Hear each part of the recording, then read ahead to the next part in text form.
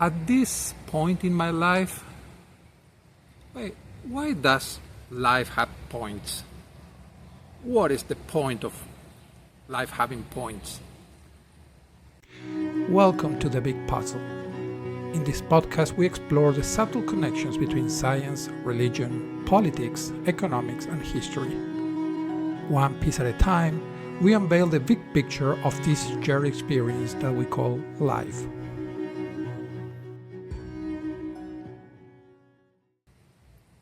So we use the word points in many different ways, with different meanings.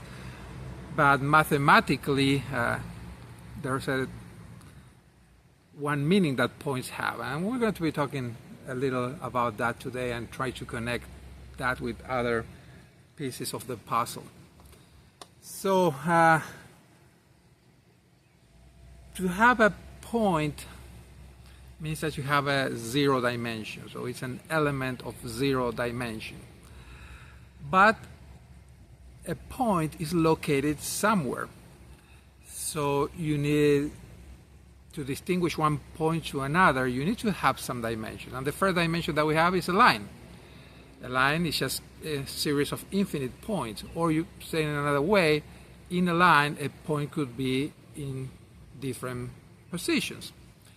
If we say that our line goes from 0 to 1, well, we have a point at 0.3, at 0.97, at 0.648, and infinite series of other numbers, right? All those are points in that line.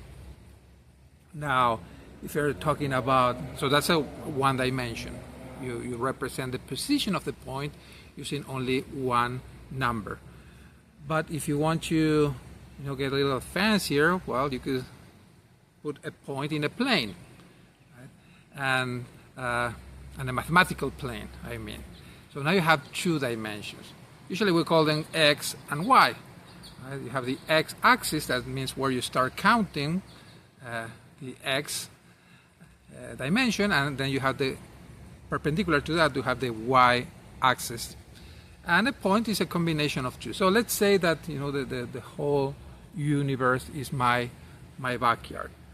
So where am I located? Where am I in this life? So I have a little distanceometer here, and let's say that I want to measure x from that fence, and if I measure it here, it says, let me see, 15.04, right? So yeah, it's about 15 meters from that point, and well, that will be my x, and if I measure my y, well, 16, so 15 meters, 16 centimeters. Well, I'm kind of equally distanced to both. So that would constitute my position, in this backyard. And if that would be the whole universe, and the universe would be plane, well, I will be the only one that I'm here. So that would be the point in my life. But that's not how the universe works, right? First of all, it's bigger than my backyard, slightly. But so the next thing we'll say, well, we talk about the universe, we talk about three dimensions. And the third dimension, in this case, in the example of the backyard, would be probably, I would say that the grass constitutes the zero, right, of the z axis. And if I measure that, well, I'm 90 centimeters arbitrarily from the grass, my chest or whatever. So those are the three dimensions. So that would allow every one of us to have a unique point in the universe. There are certain problems. First of all, that we don't have a starting point of the universe, so we don't know where to measure, and also we don't know how to orient those three different dimensions, right? So is it like this? Is it like this? Right? Even if we had agreed on what is the starting point of the universe, so how do we measure the distance? But also you could argue that, well, that would give you the where, but I could move from this chair and somebody else could come and sit here. So they will have the same position that I'm having now. So we should consider another dimension, that is time. And now is the where and when. Again, if we put an arbitrary start to measure time, well, then we could represent my position here now with 4 different values. In mathematics, we call them coordinates. And that's an interesting word because it's coordinates, right? And again, coming from Latin, I won't make the mistake of confusing Greek and Latin in this video, I think. But coordinates. The second part, ordinate, right? So to be, this is the same root of order. Why is that? Because we're measuring in an order. Like I said, we start from 0 and we measure in order, in an infinite order of points until we reach at the point where we are in that dimension. Why co? Co means together. So these 4 numbers, the 3 geometric dimension and the 4th time dimension, they are together. You have to consider them together for them to make sense. You can't use them interchangeably or separately. So the coordinates. Also in math, every time that you have a set of numbers that go together, you call it a vector. And it's kind of related, right? In the sense that if you remember high school math, you probably remember vectors as arrows, right? Well, the arrow is basically pointing from the origin where the 3 coordinates start to where you are, that arrow. To define that arrow, you need the same 3 values to define, your position. Good. So we have this idea of vectors. But let's say that, why do I need different numbers? Can I just find a way to just use one number to represent my position? Well, looking around, I see there's a hose there. What if I, grab that hose? It's fairly long. I put it all around my yard, trying to cover all of it. And then I look at what is the closest part of the hose to where I am now. Then I could say, well, I would say that hose, the length of that hose is 1 arbitrarily, right? It goes from where it starts, I say 0. When it ends, I say it's 1. And then I just measure where I am close to the hose, and that will be my position. So if I would be there in my yard, I will be close to the hose in the position 0.25, so 1/4 of the hose. If I will move there, I would probably be at 0.78. But where I am, I see the hose close here would be 0.38. Right? So I could define anything in this yard just by seeing what is the closest point in the hose. So that hose, mathematically, we will consider it a curve. It's just a line. It's the same thing that we talk about one dimension, but now, instead of having it straight, we can bend it around. Right? You say, well, yeah, but how accurate would that be? The hose is not long enough to really cover. So the closest I am to the hose is, 2 meters from where I am. Is that accurate enough? Well, then I could get a longer hose. And I could wiggle it even more all around the places. I could get, 10 kilometers worth of hose and just place it all over the place in my backyard. And I could do the same thing. And I could measure where I am based on the closest point to the hose.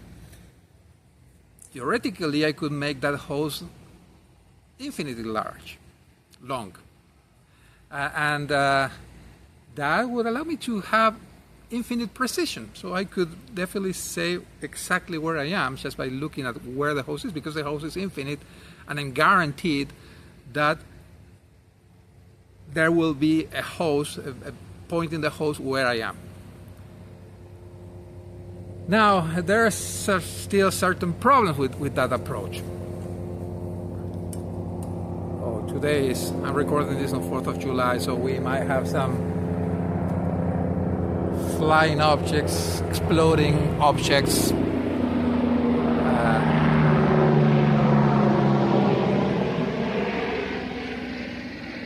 Oh, that's a medical helicopter, so nothing to do with the 4th of July.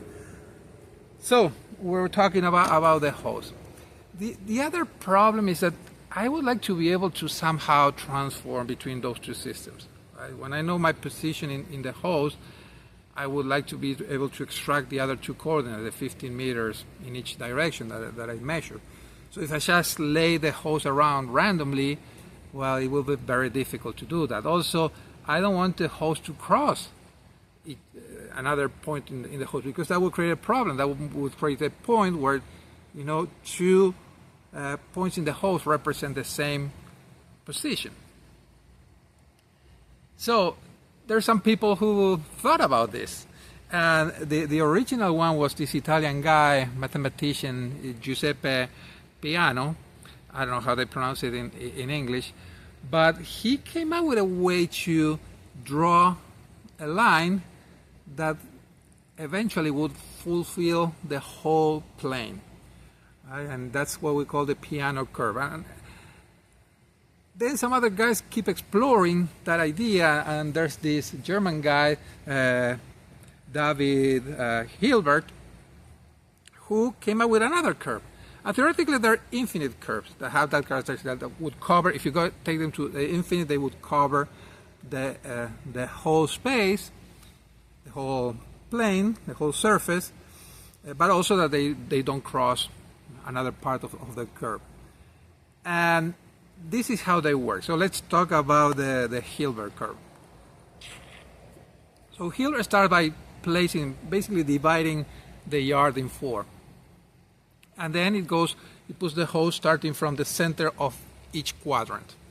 So now you have three sections of the hose. Right? Like I was saying, that wouldn't be very precise, but at least it could tell you where approximately you are in the yard by starting from 0, the center of the first quarter, going to the other 3. Now you would end in 1 in the other at the end of it. Now this is the clever part. So now he divides each of those quarters of the yard in 4. And instead of just having that piece of the line, it will create a new line there that basically follows the same shape. That's that kind of a U in the 4 quarters. And then it goes to the next one, and that's another U. And then goes to the next one, that's another U. And then goes to the final one, and that's another U. It repeats the same pattern, at a different level. So now it's more precise. So you reach a level of 2. And I will be adding some images here so you can understand better what I'm talking about, hopefully. Then you can do that again.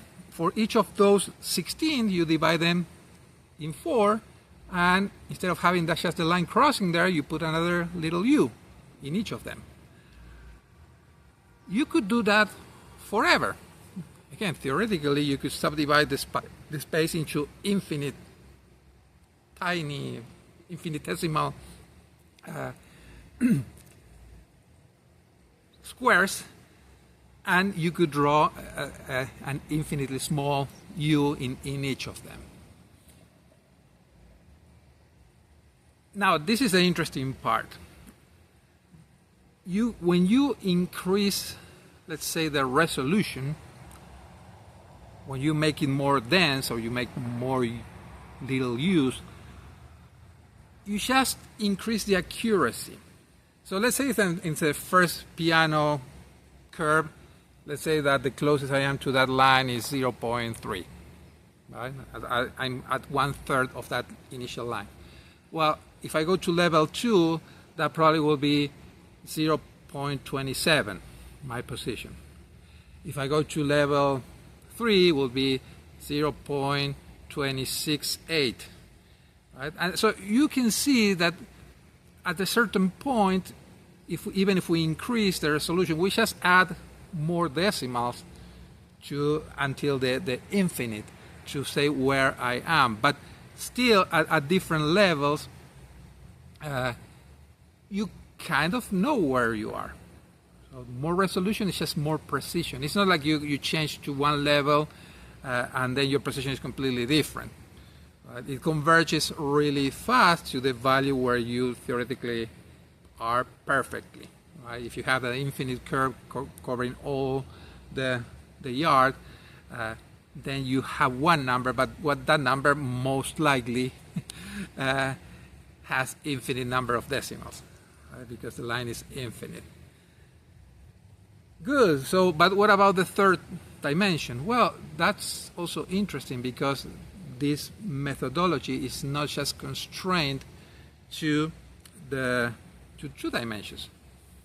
You could do kind of, instead of doing a U, you could do a 3-dimensional curve, right? Kind of 3 U's connected, and you do the same thing. So first you divide the space in 4 cubes and 4 cubes, so 8 cubes.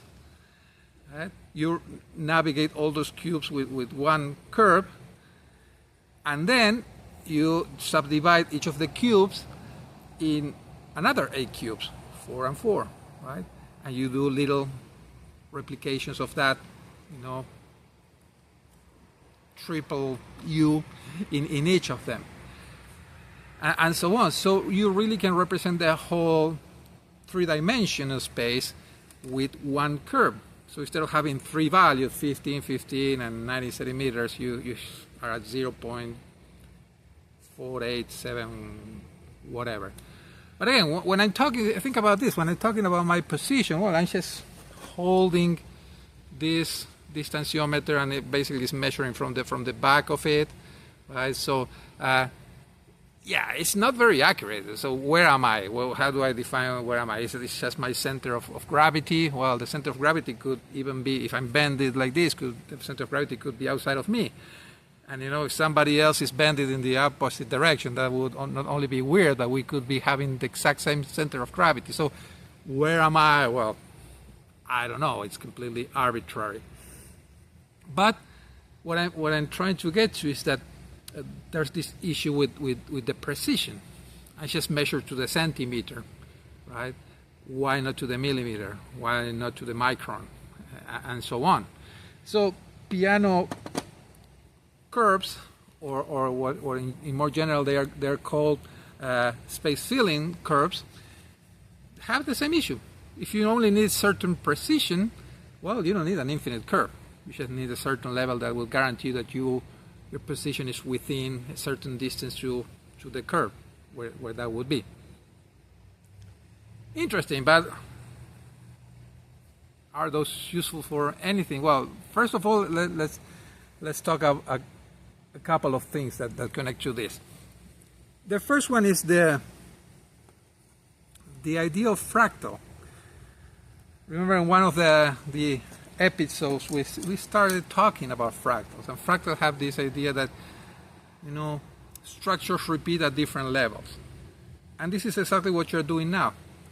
You're forcing a curve to repeat at different levels. If you're looking at a Peano curve or a Hilbert curve, you wouldn't know at which level you're looking, because they all look the same, right? So you don't know if it's infinitesimally small or it's very large, because you're repeating it, the same pattern, over and over. So that is also connected to the fractality of the universe, fractal geometry.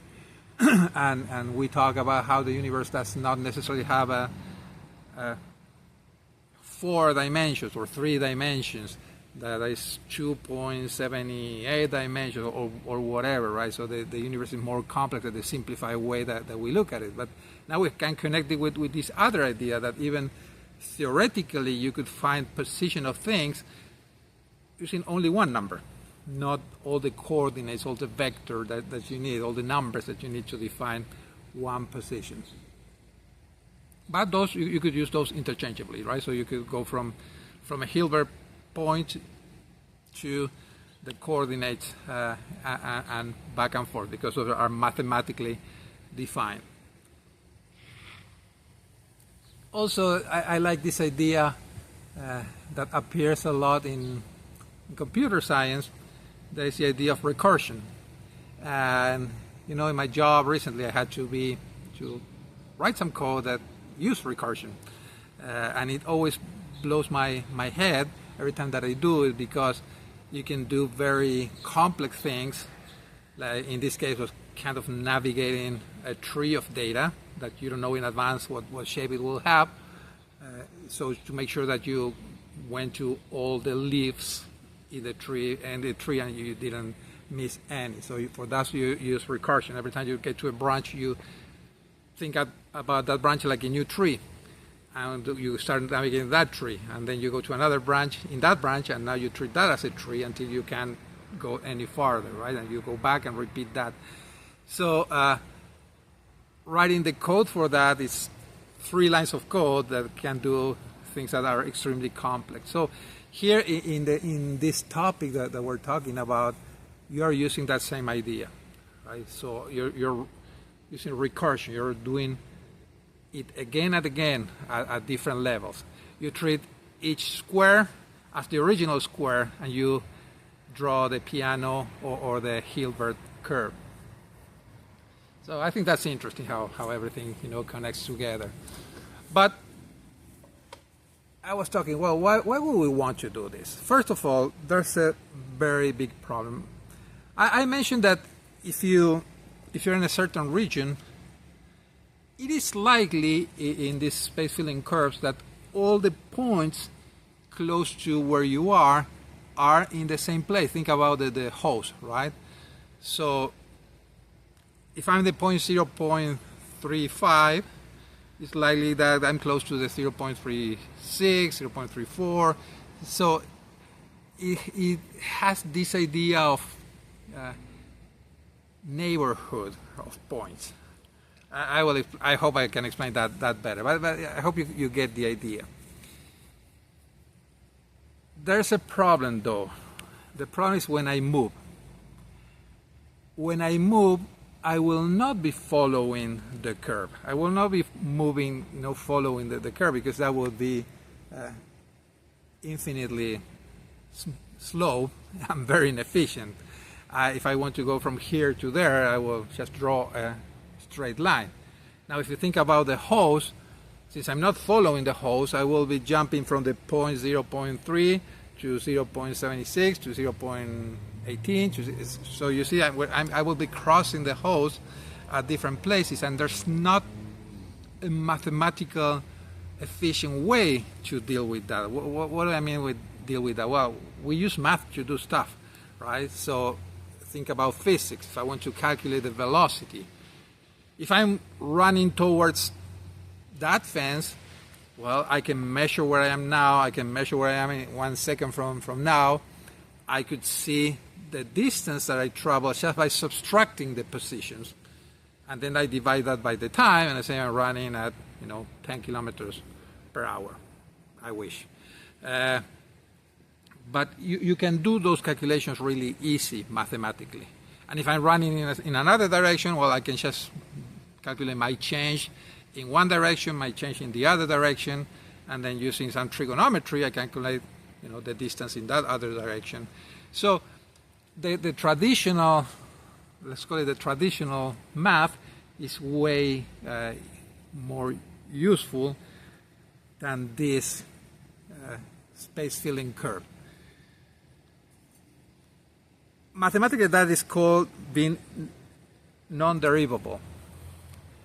Well, if you know about math, you know exactly what I mean by that. But if you don't, a way to explain that is that a space filling curve has to have sharp angles. There is no way to have a kind of a varying curve that will fill all the space. Right? And when I talk about this U and the host, you might have the idea of meandering. Well, no, if you want to take that to infinite, that has to turn at 90 degrees, right? All the time. And it's not necessarily has to be 90 degrees, but it has to be, a sharp change in direction. And that makes those not very useful for things like physics, right? Because you cannot calculate, you cannot integrate easily or derivate easily. Topic for another discussion. But there are some applications. And they have to do with this vicinity or neighboring, so that when you are in a certain place, all the points around you are, in the same section of the host, let's say.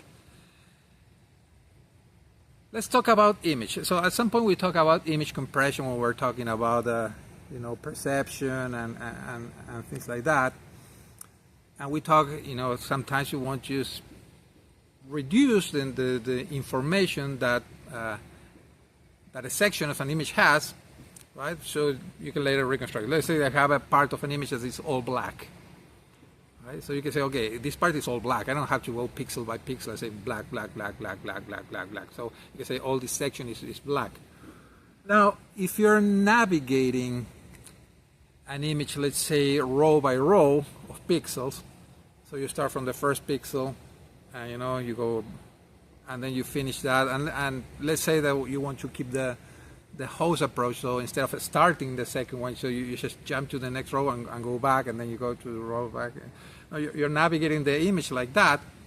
So you're kind of doing that. You're doing a space or a surface filling curve, that snake that's going through all the pixels. You're linearizing them. You're putting them from the first to the last one.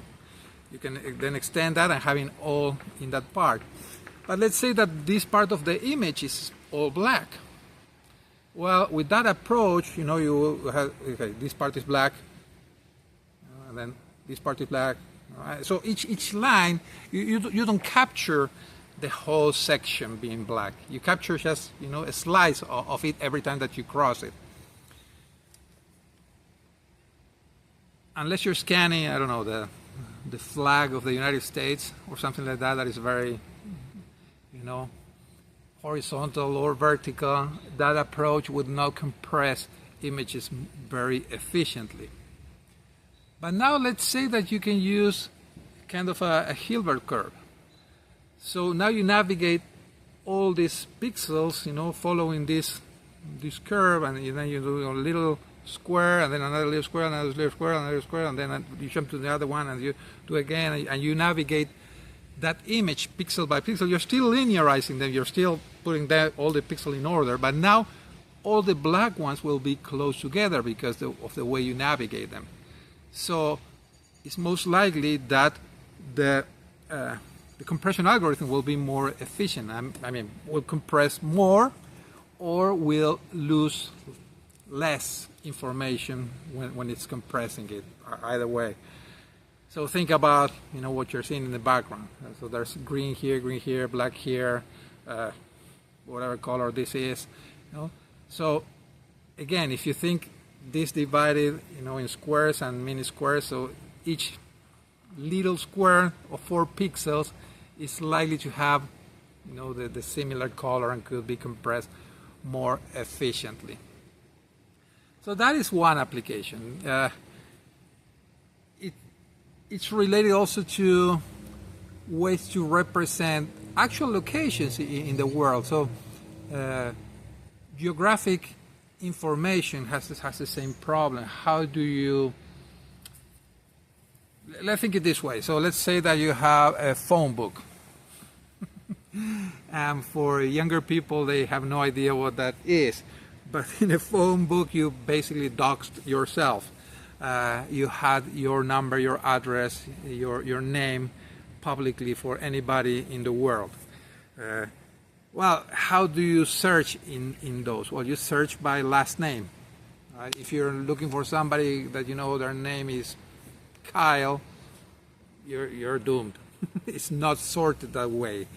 You have to go through all of them and just look at all the Kyles that you have. But you start by the last name. So basically you start last name, first name, and then probably address. Right? So that's how you sort them and how you find it. So that means the way it's indexed. Right? Well, for geographic data, it's very difficult to index stuff. Because how do you say, okay, I'm in Provo. How do I know that Provo is close to Salt Lake and not close to, I don't know, Istanbul? Well, you have to measure, but it's at least 2 dimensions. If you think about the world in not flat Earth, but if you think about the surface of the geoid. Geoid, yeah, shape that has the shape of the Earth. Then you need another way to find what is close to. So it's the same problem that we were having before with the image. And in that case, what they use is they index by what they call quad trees. So you divide the world in 4, and then you divide 4, 4, 4. So everything that is in the same box is close together. Right? And then you go to the next set of boxes and the next set of boxes. And that kind of solves the problem for most cases. There are some cases where, you're still jumping from one part of the host to another part of the host that is very far, but just by chance they're close together because of the way the algorithm works. But that idea of quad tree was a way to index geographic information. So you can find things that are close together. So it's again, the same idea.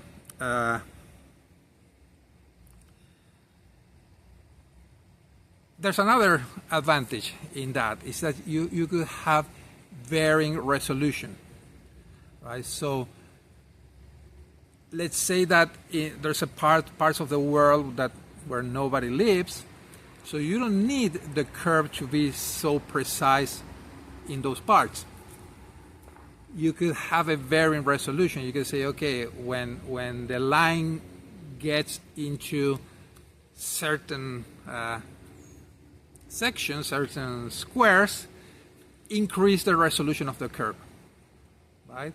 And when it's outside of those, decrease it. So in Antarctica or in the middle of the ocean, that you don't have much data, well, then you can just use very sparse curves. But then you go to, I don't know, Tokyo, and then you have that curve is very, very precise because there's a lot of things geographically there. The same thing applies to images. Right? So they have their use. You only need to know when to use it or not. Well, this is long enough. Probably you're tired. I really hope that this, it makes you think about other things. I try to connect this with, this universe. I talk about the problem of this universe being continuum, and how I believe that this is a simulation, and to be a simulation has to be discrete.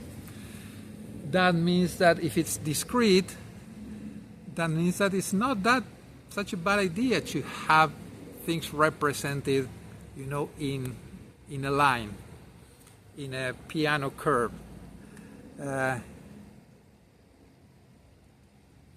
Why? I don't know, but I think it's interesting to think about it. So it's not, when we say at this point in my life, you are in a point, right? You can have an infinite curve that goes not only the 4 dimensions, you can have it, to go through all the particles that constitute you. And there's only one point in that infinite multidimensional